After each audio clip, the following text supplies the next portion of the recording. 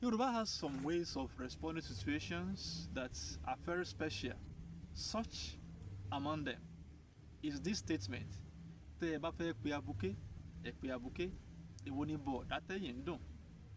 It's like when you're passing in front of your neighbor's shop and he's trying to call you and say, bọ̀dá tó ra àwìn lánàá, uncle that bought credit yesterday, please come.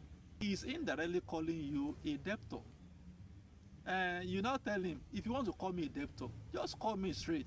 Which one is uncle that bought things on credit yesterday? Call me debtor if you want to call me debtor. Such a response is used in our culture. Instead of fighting, instead of turning it to serious crisis, you are making the person know that they know what you are trying to say. I understand your intention. You know, Yoruba language, when someone has a problem, maybe in the leg, they will say, Esendo. When I was much more younger, I'll be looking at the legs. I cannot see any wound in this leg.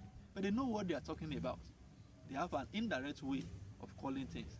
And when the person who wants to get back, such a word is used. Tẹ́ ẹ bá fẹ́ pe abuké, ẹ pe abuké, èwo ni bọ̀ dátẹ́yìn ń dùn.